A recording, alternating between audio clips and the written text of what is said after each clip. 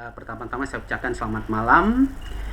Salam sehat untuk kita semua. Saya akan share screen. Bu Okta, terima kasih sudah ikut bergabung. Meskipun katanya dihack lagi ya.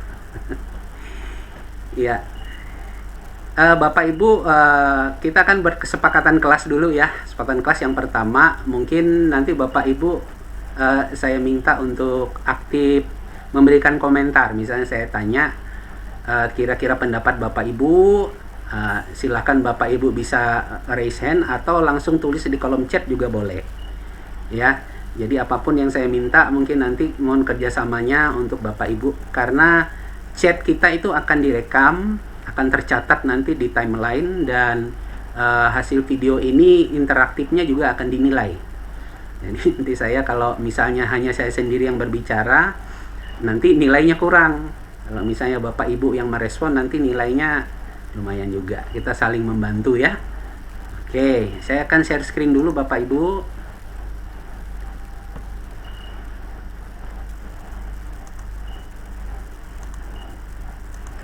Tayar screen. Oke, sebentar.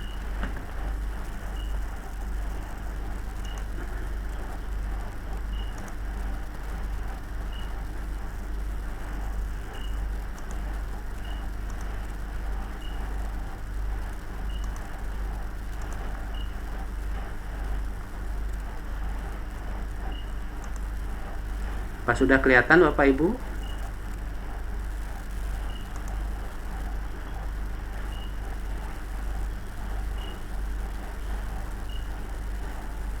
Sudah, Pak. Sudah ya. Oke.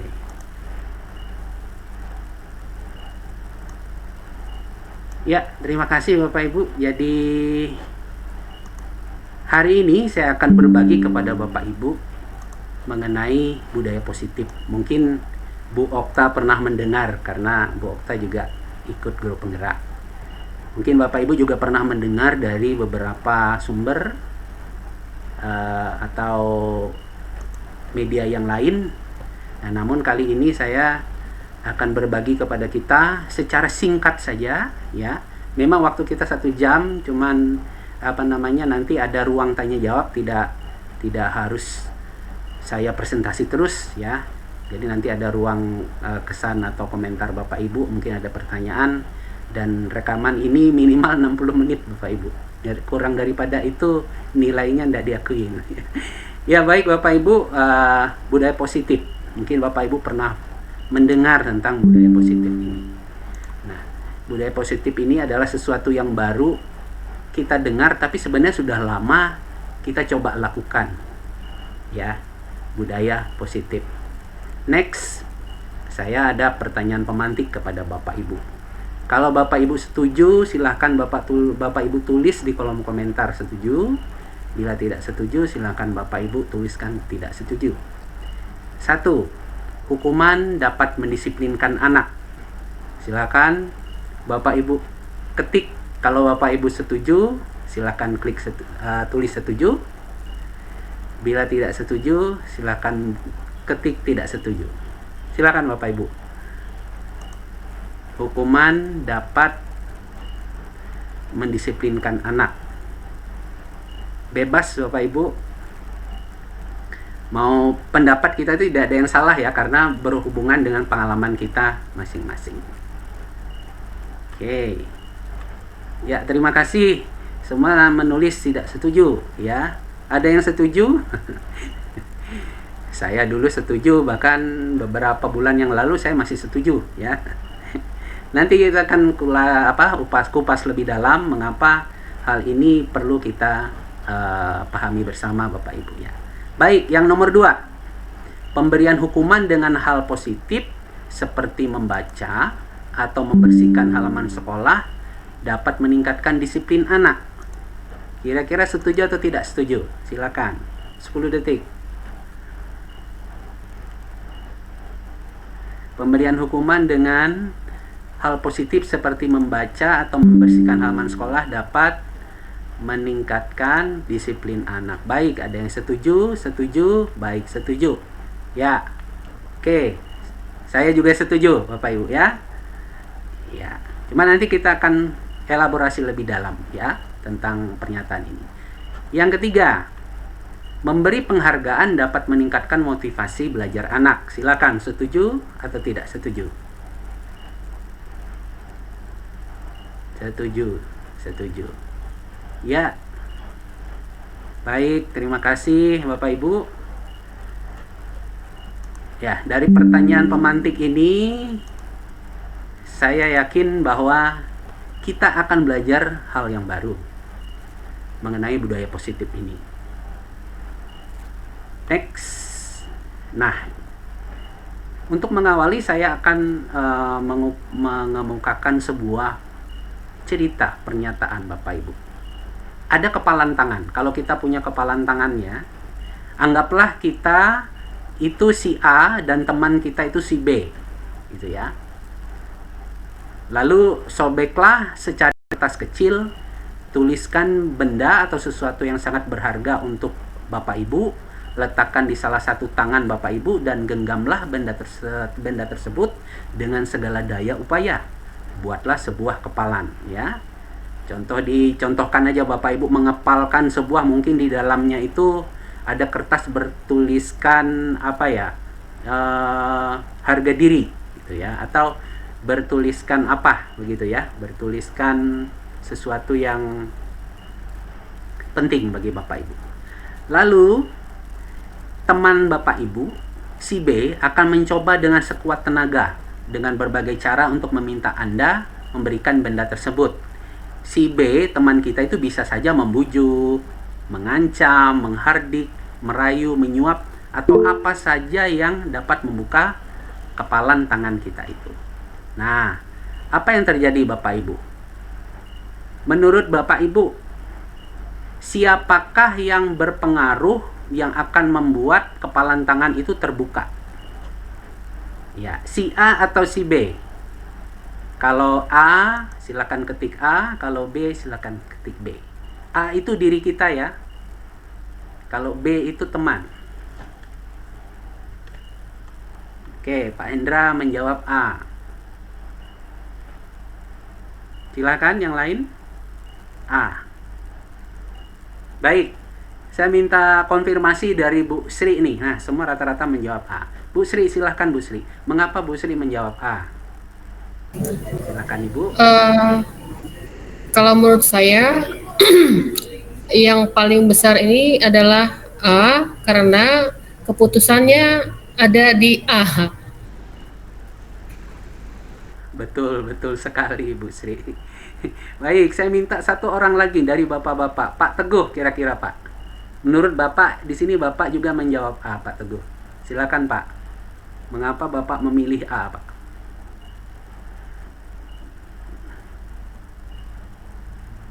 Halo, Pak Teguh. Halo, dengar Pak? Ya, dengar ya. Karena keputusan akhir itu ada sama si A. Jadi terlepas bisa dan tidaknya, itu si A tersebut yang menentukan. Baik, terima kasih Pak Teguh. Ya, betul sekali Bapak Ibu. Jadi kalau misalnya teman kita itu dengan berbagai daya dan upaya begitu, meskipun mungkin diiming-imingi sesuatu yang sangat berharga, mungkin dikasih mobil baru atau apa untuk membuka itu, ya, selama kita tidak terpengaruh, nah, ya, kita tetap mungkin tidak akan membuka kepalan tangannya. Namun ketika kita terpengaruh, lalu muncul kesadaran diri kita yang akan memutuskan untuk membuka atau menutup kepalan tangan itu. Nah, ini akan berhubungan dengan Bapak Ibu yang akan saya sampaikan sebentar lagi, bahwa ada yang namanya teori kontrol sosial. Teori kontrol itu adalah begini Bapak Ibu. Sebenarnya kita itu tidak bisa mengubah orang lain. Ya, kita tidak bisa mengontrol orang lain untuk membuat keputusan. Yang bisa mengontrol orang lain itu adalah dirinya sendiri. Yang bisa mengontrol diri kita adalah diri kita sendiri. Jadi keputusannya itu kembali kepada kita. Nah, ini berhubungan dengan budaya positif. ada sesuatu yang penting yang akan saya sharekan untuk kita semua nanti. Ya, terima kasih Bapak Ibu. Nah, dalam teori pilihan dari William Glasser, Bapak Ibu, ada yang namanya ilusi. Ilusi itu sesuatu yang kelihatan benar ternyata enggak. Ya. Oke, ilusi yang pertama itu apa? Ilusi yang pertama adalah guru mengontrol murid. Nah, ternyata ini ilusi. Sebenarnya kita nggak bisa mengontrol murid, Bapak Ibu. Murid hanya bisa mengontrol dirinya sendiri. Nah, itu Bapak Ibu ya. Murid hanya bisa mengontrol dirinya sendiri. Seperti halnya kita. Kita juga bisa dikontrol oleh diri kita sendiri. Contoh, misalnya kita ikut sebuah pelatihan atau diklat besar gitu, kita jadi pesertanya. Nah, ketika narasumber meminta kita membuat A, B, C, mengerjakan tugas A, B, C, mereka nggak bisa memberi kontrol kepada kita apakah kita itu mau membuat atau tidak. Itu putusannya diberikan kepada kita. Nah, ada banyak orang akhirnya apa? Ketika dia tidak mau atau dia malas, dia nyontek teman sebelahnya. Ah, yang sudah jadi aja deh gitu. Atau copy paste ya. Copy paste yang sudah ada di internet, yang sudah jadi aja deh gitu ya. Nah, ketika kita kumpulkan, sepertinya itu buatan kita, padahal tidak. Sama Bapak Ibu ketika dengan murid-murid kita. Ini teori pilihan ya. Ini ilusi. Ternyata ini ada ilusi. Ini adalah teori yang dikemukakan oleh William Glasser. Baik. Ternyata kita tidak bisa mengontrol murid. Gitu. Yang kedua, ilusi bahwa kritik dan membuat orang merasa bersalah dapat menguatkan karakter. Misalnya begini. Kita ini ada kasus kemarin kan saya senyum-senyum melihat chatnya Bu Sri sama Pak Hendra di grup tentang satu anak kita yang membuka video itu ya. Ini kok pas sekali, wah ini jadi topik aja nanti gitu ya. Baik Bapak Ibu. Jadi begini, ini berkaitan dengan bagaimana kita membudayakan budaya positif di sekolah. Nah, ada karakter-karakter yang kita tahu itu karakter bawaan. Nah, untuk kita bisa menertibkan mereka atau menyadarkan mereka untuk pada sesuatu yang positif, kita tidak bisa melewati kritik dan tidak bisa membuat mereka tuh merasa bersalah dan kita berharap mereka berubah, itu nggak bisa ternyata. Sama seperti kita. Baik Bapak Ibu ya, ini hanya sekilas saja, nanti akan kita perdalam lagi ya di kombel-kombel selanjutnya ya. Ini hanya sekilas saja untuk kita tahu. Kemudian yang ketiga, ilusi bahwa semua penguatan positif, efektif, dan bermanfaat. Nah, ternyata ini ilusi juga. Semua penguatan positif itu nggak bisa mengubah orang. Tapi bisa memulai sebuah perubahan mindset, itu bisa. Ya, menginisiasi itu bisa. Tapi kita nggak bisa mengubah orang. Gitu ya, melalui penguatan-penguatan positif. Nah, kemudian ilusi yang terakhir itu bahwa orang dewasa memiliki hak untuk memaksa. Nah, ini Bapak Ibu, jadi kita sebagai guru mungkin nggak bisa memaksa hal-hal yang krusial kepada anak didik kita ya, nggak bisa, karena mereka seperti itu, sama seperti kita, tidak suka dipaksa. Oke, baik Bapak Ibu, kita lanjut. Nah,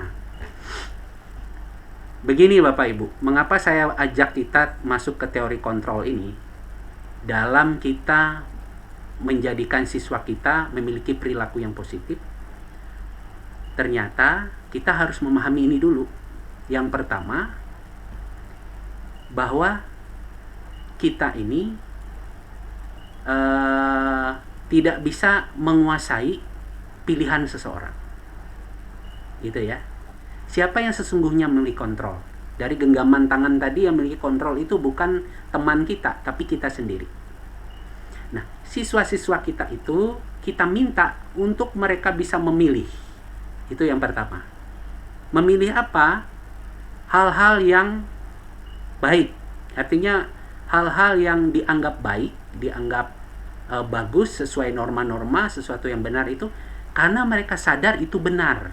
Bukan karena paksaan atau kontrol kita dari guru, ya. bukan karena paksaan kita sebagai seorang guru gitu.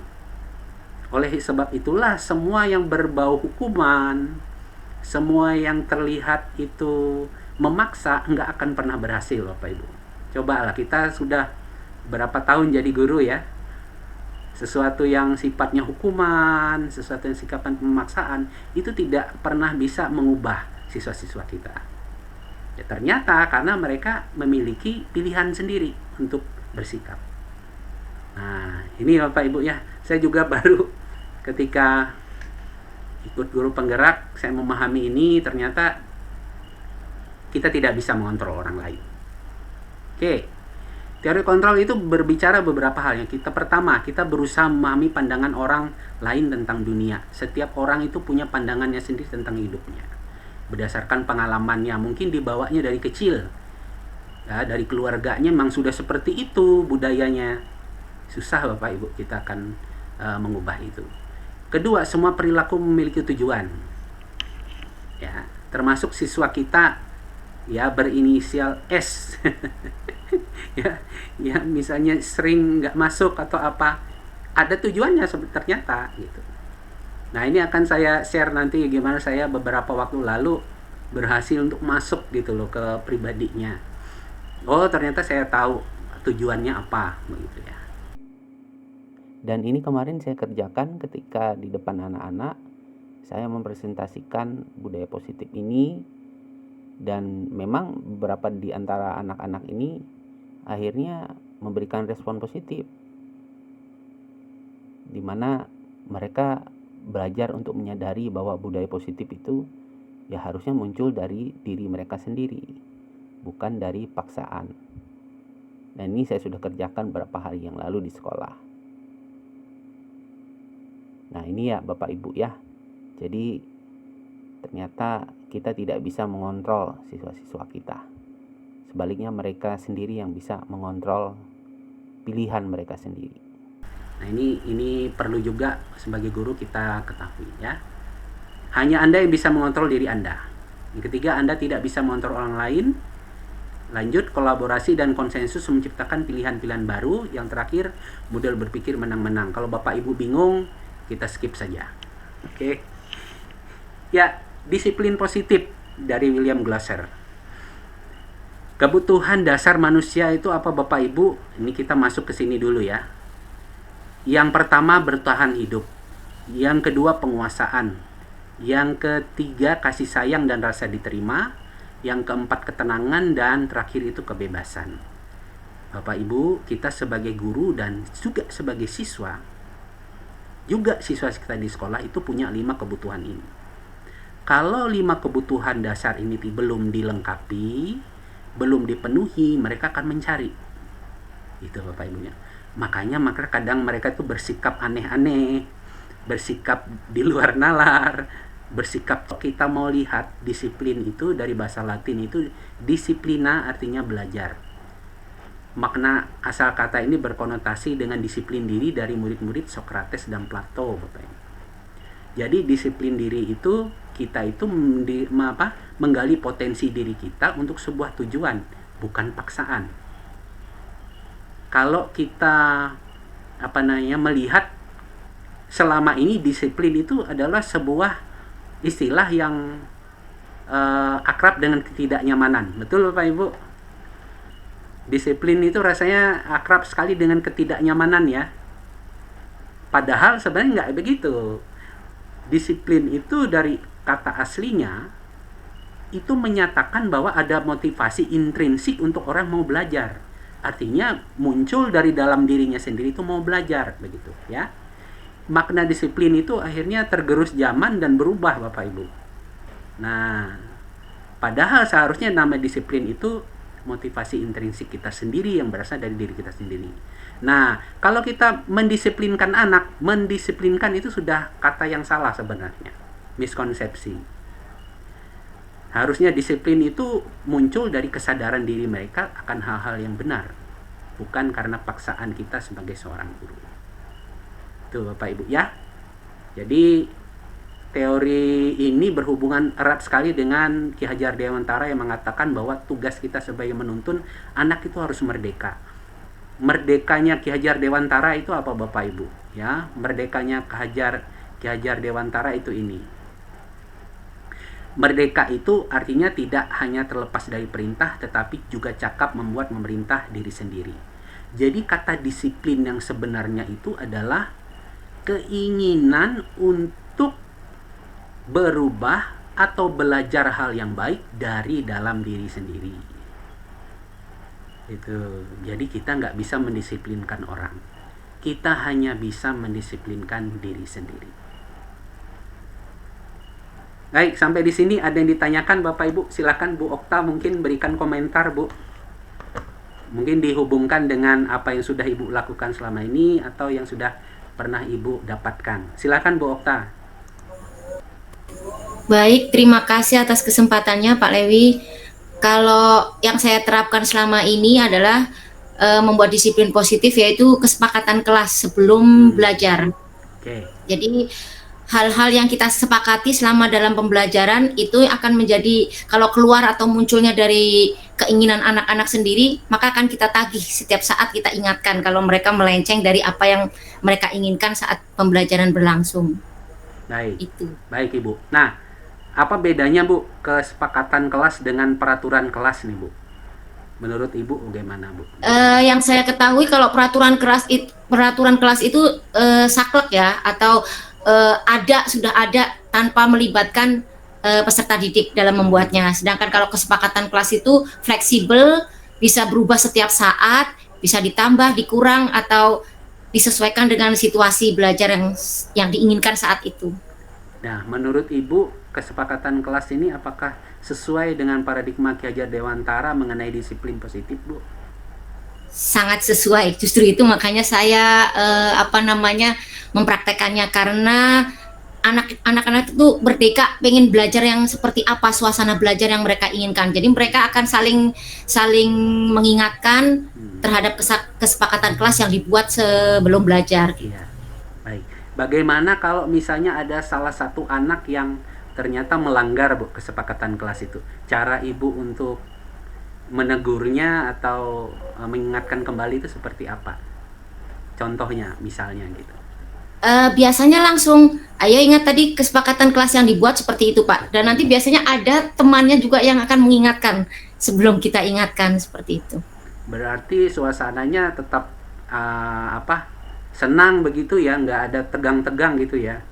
Ya, karena mereka sudah sesuai. Jadi apa yang mereka inginkan itulah yang akan mereka dapatkan, suasana belajarnya seperti itu.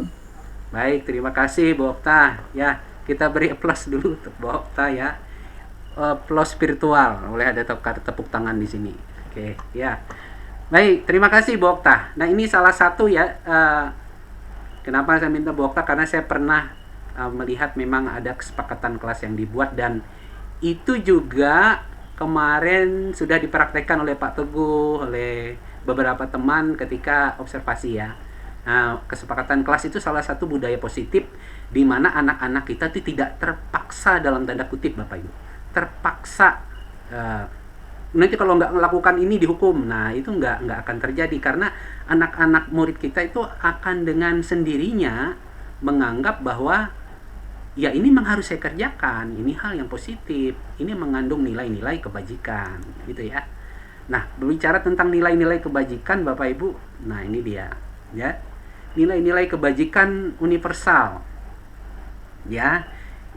Yang paling gampang deh adalah profil pelajar Pancasila. Di sana ada mandiri, ya, bernara kritis, berkebinekaan global, bergotong royong, kreatif. Nah, itu salah satunya begitu Bapak Ibu. Nah, banyak lagi sebagainya nilai-nilai kebajikan universal ya, yang lintas etnis, lintas negara, lintas agama, yang menganggap bahwa ini adalah suatu kebaikan, kebajikan yang layak untuk misalnya kerja keras, saling menghormati, toleransi, menghargai, ya. Kemudian pantang menyerah. Kemudian apalagi berakhlak mulia. Nggak ada hukum-hukum atau hal-hal yang menentang semua itu, karena itu baik. Nah, hal-hal seperti itulah yang kita harapkan itu terjadi dalam anak didik kita. Dan tentu saja ini tidak bisa kita lakukan dapatkan kalau kita menerapkan pola hukuman. Nah, ya, nggak bisa.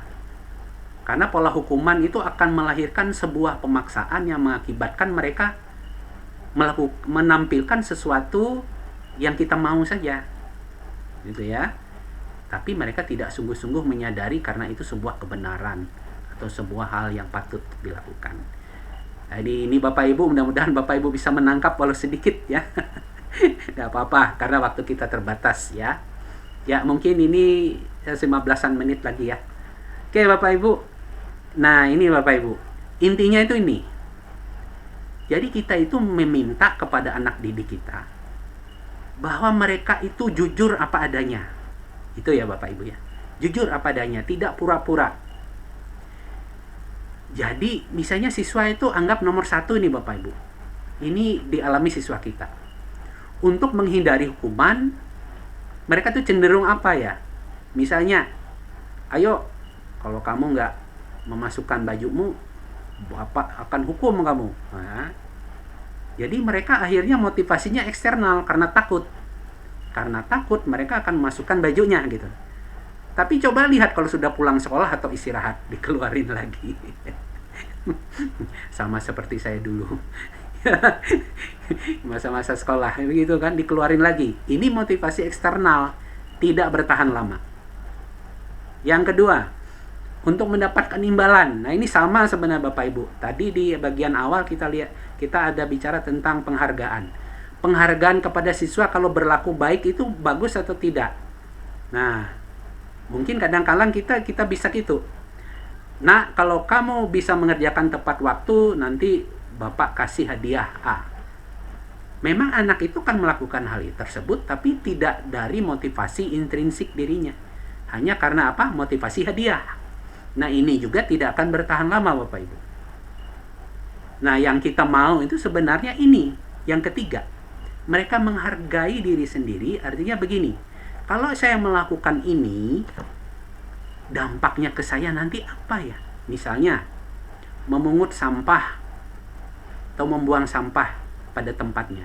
Dia akan berpikir, oh kalau saya membuang sampah pada tempatnya, itu menggambarkan kalau memang saya ini suka bersih, suka kebersihan. Itu menggambarkan kalau memang namanya lingkungan itu ciptaan Tuhan.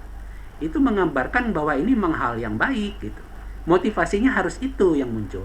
Bukan karena, oh kalau saya nggak buang sampah pada tempatnya ini, saya akan dilihat Pak Lewi, nanti saya dihukum lari keliling lapangan. Oh kalau saya nggak buang sampah pada tempatnya ini, nanti dilihat Pak Teguh, lalu saya disuruhlah menghafal sekian juz gitu. Jadi akhirnya motivasinya begitu. Padahal yang kita harapkan mereka tuh sadar melakukan itu karena memang itu harus dilakukan gitu. Itu hal yang benar gitu. Nah, inilah Bapak Ibu yang dimaksudkan dengan budaya positif. Kita berharap Bapak Ibu ya, anak-anak kita itu memang susah, nggak bisa ini berubah dalam 1-2 hari, nggak bisa. 5 tahun juga nggak bisa Bapak Ibu. Ya, kita harus pelan-pelan, sedikit demi sedikit, karena mengubah budaya itu susah. Ya, namanya perilaku berubah jadi kebiasaan berubah jadi budaya kan. Mengubah budaya itu susah. Tapi kita bisa menginisiasi dengan membuat perubahan kecil di kelas kita masing-masing. Dihukum oleh penghargaan. Nah, tadi pertanyaan paling pertama, apakah kita setuju memberi hadiah misalnya kan? Ternyata itu juga hukuman dalam bentuk penghargaan. Mereka motivasinya hadiah, bukan sesuatu yang benar, ya, Bapak Ibu ya. Kalau dihukum oleh hadiah itu dijelaskan di sini ya, pengaruhnya jangka pendek, nggak jangka panjang. Mungkin dia taat 1-2 bulan, setelah itu nggak taat lagi, gitu ya. Lalu penghargaan itu menghukum, penghargaan mengurangi tepatan, penghargaan tidak efektif, penghargaan merusak hubungan. Kalau kita sudah stop beri hadiah Bapak Ibu, dia lupa ke kita. Bu Okta sudah nggak kasih permen lagi, malas aku turut apa katanya. Nah, ini kan nggak benar ya. Jadi hati-hati dengan penghargaan gitu ya. Ya, ini hal-hal yang lain nanti mungkin Bapak Ibu baca sendiri mengingat waktu kita ya. Baik. Nah, Selain ada kata lain sebenarnya, jangan penghargaan tapi apresiasi. Apresiasi itu bukan bentuk materi Bapak Ibu, apresiasi itu dalam bentuk perkataan. Nah ini kita bisa beri kepada anak kita yang mungkin dia taat, atau misalnya dia menunjukkan sikap disiplin positif. Misalnya ada anak yang secara khusus dia itu berubah gitu ya.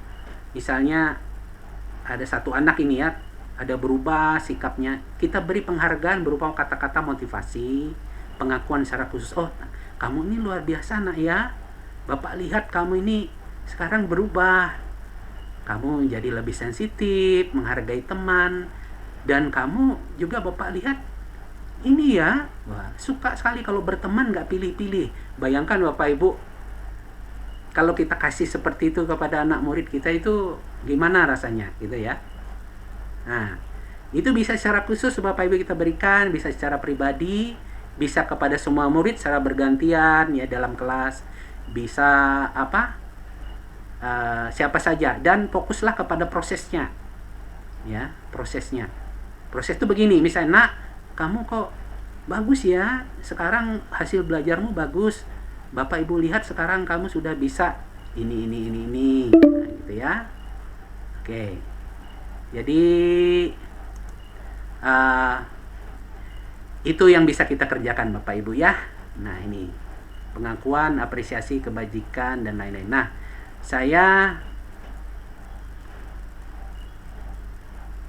kita akan masuk yang paling penting ini Bapak Ibu, hukuman dan konsekuensi. Ya, yang mana yang hukuman, yang mana yang konsekuensi, kita akan lihat ya. Mencatat 100 kali dalam buku, saya tidak akan terlambat lagi.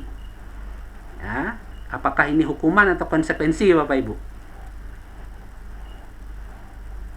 Silakan buka mic-nya. Hukuman atau konsekuensi? Hukuman. Ya, hukuman ya, mencatat 100 kali. Yang kedua, lari mengelilingi lapangan basket 2 kali karena terlambat hadir di sekolah. Hukuman. Yang ketiga, murid diminta untuk push up 15 kali karena tidak menggunakan masker. Hukuman atau konsekuensi? Hukuman. Kemudian menggantikan kertas tugas teman yang telah dicoret-coret. Hukuman atau konsekuensi? Konsekuensi. Ya. Membersihkan tumpahan air di meja tulis karena tersenggol pada saat belajar. Hukuman atau konsekuensi? Murid disuruh mengenakan sepatu seharian di sekolah karena tidak mengenakan sepatu hitam. Hukuman atau konsekuensi? Hukuman ya. Terakhir, lari mengelilingi lapangan basket 2 kali karena terlambat 10 menit untuk pelajaran PJOK. Hukuman. Hah? Tapi ini PJOK. Ini PJOK. Konsekuensi. Ya. Kalau misalnya Pak Hendra itu guru matematika, Itu hukuman. Bu Pur ya, jadi Bu Pur lalu disuruh lari, itu hukuman karena nggak sesuai ya. Tapi karena Pak Hendra itu guru olahraga, yang terlambat 10 menit disuruh lari, sesuai karena olahraga itu kan lari ya, ada lari. Ada pemanasan. Nah, kira-kira ini ya jawabannya ya. Nah, kelihatan Bapak Ibu. Yang hukuman mana, yang konsekuensi yang mana. Yang kita paling tidak kerjakan itu dulu konsekuensi ini Bapak Ibu, paling enggak ya. Maksudnya gini, kalau anak terlambat 10 menit, ya pulang istirahatnya nanti dia nahan dulu 10 menit, jangan istirahat. Itu konsekuensi. Suruh dia mengerjakan kerjaan tambahan, ya. Jadi bukan hukuman lagi yang kita kerjakan yang nggak ada hubungannya. Hukuman itu sesuatu yang nggak ada hubungannya. Misalnya dia terlambat, suruh bersih toilet, itu nggak ada hubungan, Bapak Ibu. Dan itu sifatnya merusak, ya, merusak jiwa anak, merusak semangat anak, gitu ya. Kalau konsekuensi masih bisa. Namun ada yang paling bagus lagi, namanya restitusi. Nah, restitusi itu apa? Nah, next ini nanti kapan-kapan akan saya perdalam ya di sesi kedua aja, di kapan-kapan. Restitusi itu begini Bapak Ibu. Restitusi itu kita menyadarkan anak akan hal-hal yang baik. Caranya lewat coaching. Nah, mungkin Bu Okta sudah tahu coaching. Coaching itu seperti kita wawancara, tapi kita tuh menggali anak, penyebabnya apa, masa lalunya apa, lalu kenapa dia bertindak seperti itu. Singkatnya begitu ya. Lalu kita berusaha menanyakan kepada anak, kira-kira kamu mau nggak berubah? Kira-kira menurut kamu yang benar itu bagaimana? Kita kembalikan ke dia, Bapak Ibu. Nah, itu model restitusi namanya. Ini dikembangkan oleh William Glasser, kalau nggak salah ada satu video, mungkin nanti akan saya bagikan ya depan Bapak Ibu. Bagaimana cara kita membuat restitusi kepada anak. Tapi next time aja ya. Oke, Bapak Ibu, mungkin satu orang saya minta untuk ini saya tuntaskan, saya kayak tutup presentasi. Hasil kira-kira yang kita dapatkan malam hari ini apa nih? Mungkin satu-satu ya, dari Bu Depi deh. Bu Depi, lama nggak mendengar suara Bu Depi nih. Silakan Bu. Kira-kira menurut Ibu apa yang didapatkan hari ini dalam 1-2 kalimat aja? Yang saya dapatkan malam ini Pak, intinya pada itu tadi, hukuman dan konsekuensi tadi. Jadi yang kita lebih baik kita lakukan yang mana, Bu? Konsekuensi Pak. Itu cara kita. Ternyata selama ini masih memberikan hukuman kepada siswa, masih ada memberikan hukuman. Ya, termasuk saya juga sering. Nggak apa-apa, karena itu proses belajar. Jangankan ke siswa, ke anak kita di rumah, kita juga masih pakai hukuman, nggak pakai konsekuensi. Ya. Padahal sebenarnya yang benar konsekuensi. Kalau misalnya mereka lambat bangun tidur, apa konsekuensinya? Nah, itu kita pikirkan sendiri ya. Itu juga bagus untuk anak kita sebenarnya. Jadi dia nggak merasa terhukum gitu. Ya gitu. Tapi yang terbaik itu ada restitusi namanya. Yang nanti kita akan kupas next selanjutnya di episode selanjutnya. Kedua, silahkan Bu Sri. Kira-kira apa yang didapatkan dari pertemuan kita malam ini? Terima kasih Pak. Kalau dari materi yang dipaparkan tadi tentang budaya positif itu harus dimunculkan dari diri sendiri atau dimunculkan bahasanya dari motivasi intrinsik masing-masing siswa, dan semuanya butuh proses, tidak instan Pak. Terima kasih Pak. Terima kasih Bu Sri. Terima kasih. Pak Hendra, silakan Pak. Kira-kira apa yang Bapak dapatkan hari ini? Oke Pak, terima kasih atas waktunya. Dengar nih Pak? Dengar. Oke, tadi materinya tentang budaya positif yang saya bisa terima tadi itu, jadi sikap disiplin itu kan bisa muncul itu dari diri kita sendiri. Betul. Nah itu, jadi nah kemudian yang seperti yang dipaparkan Bu Depi tadi, antara hukuman dan konsekuensi, baru tahu bisa membedakan mana yang hukuman, mana yang konsekuensi. Itu Pak, terima kasih. Terima kasih Pak Hendra, terima kasih. Baik Pak Teguh Pak, silakan Pak. Kira-kira apa yang bisa Bapak sharekan? Terima kasih Pak waktunya. Bahwasanya dari budaya positif ini kita bisa memulai menyadarkan anak untuk melakukan sesuatu yang dimulai dari dirinya sendiri. Kita bantu dari konsekuensi yang harus dia lakukan dengan restitusi yang kita berlakukan terhadap anak tersebut. Ya, terima kasih. Terima kasih, mantap Pak. Ya, Bu Rahma, silakan Bu. Baik, terima kasih Pak kesempatannya. Ternyata karena ada materi malam ini, saya baru tahu kalau hukuman itu sangat tidak efektif untuk merubah kepribadian seseorang, dan penghargaan pun ternyata begitu. Karena selama ini saya suka memberikan penghargaan untuk hal-hal positif yang dilakukan oleh anak maupun siswa, Pak, gitu. Ya, terima kasih Bu Rahma. Luar biasa refleksinya juga. Ya, Bu Dewi, silakan Bu Dewi. Kira-kira apa yang Ibu dapatkan malam hari ini bisa share ke kita?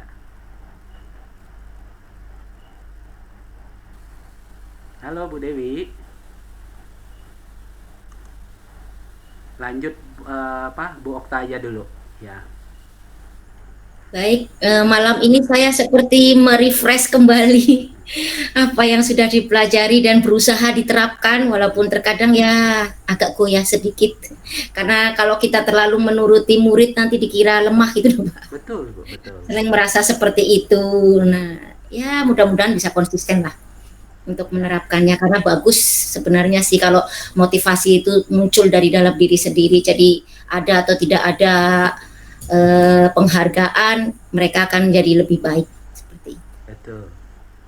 Ya, mantap, Bu. Terima kasih. Bu Katrin bisa menyampaikan yang didapat? Coba cek tes dulu Pak, kedengaran ya? Dengaran, Bu, dengaran. Silakan. Oh ya, maaf saya agak terlambat sedikit tadi Pak. Saya tadi bergabung pas di bagian materi disiplin. Memang disiplin agak berat ya biasanya karena kesannya agak kaku gitu ya. Tapi setelah saya lihat materinya, saya ingin lebih banyak membawa budaya positif disiplin ini untuk siswa-siswi, untuk mereka lebih termotivasi untuk mendisiplinkan diri mereka dengan cara sederhana. Mereka punya komitmen yang baik terhadap disiplin ini dan tidak menganggap disiplin adalah sesuatu yang menjadi beban atau sulit untuk dilakukan. Itu saja Pak, terima kasih. Baik, terima kasih Bapak Ibu. Responnya dan juga refleksinya memang betul sekali. Tidak gampang untuk kita bisa mengubah budaya positif ini. Ya, perlu proses dan perlu, yang penting Bapak Ibu sebenarnya kita membuat perubahan-perubahan kecil saja. Mungkin hanya 1-2 anak, karena kita ini enak nih. Setiap 3 itu anaknya tatar sebenarnya. Cuma ada 1-2 orang aja ya. 1-2 orang aja. Saya kira bisa aja kita bagaimana membagikan budaya positif ke mereka dengan cara restitusi. Nanti kita akan belajar di sesi yang kedua nanti ya. Mungkin luring saja atau bagaimana, nanti kita akan pikirkan tentang restitusi itu. Tapi paling tidak kita tuh menerapkan konsekuensi itu sudah bagus ya, konsekuensi. Tapi kita jauhkan hukuman, karena itu sudah tidak sesuai dengan paradigma baru di mana pembelajaran atau pendidikan itu berpusat kepada kebutuhan murid.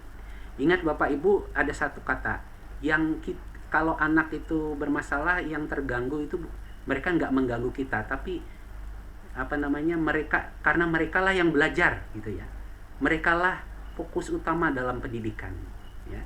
Jadi apapun kondisi anak didik kita harus menempatkan diri posisi mereka, bagaimanapun apapun sikap yang mereka tunjukkan itu adalah sesuatu yang masih bisa diubah, sangat bisa diubah, karena mereka lah pembelajar ya, Justru peran kita adalah mengedepankan hal-hal yang positif agar anak didik kita ini betul-betul menyadari, entah mereka sadarnya sekarang atau sadarnya sudah lulus atau sadarnya sudah menikah lagi, nggak apa-apa. Yang penting mereka itu pernah mendapatkan dari kita itu loh. Nah, yang baik itu begini, yang benar itu seperti ini, gitu ya. Jadi nothing tulus saja, jangan kita terlalu terbeban. Yang penting kita melakukannya dengan hal yang benar. Baik, terima kasih Bapak Ibu. Mungkin ini yang bisa saya sampaikan pada kita. Terima kasih atas waktunya, kesediaannya. Sebelum saya mengakhiri, nanti saya tekan tombol off recordnya Bapak Ibu. Jangan dulu keluar karena sedikit saya pesan. Ya, terima kasih, saya akhiri untuk diseminasi ini Bapak Ibu. Terima kasih, dan satu saat nanti kita akan bertemu kembali dalam episode yang kedua tentang restitusi yang akan kita pelajari bersama. Baik, selamat malam untuk kita.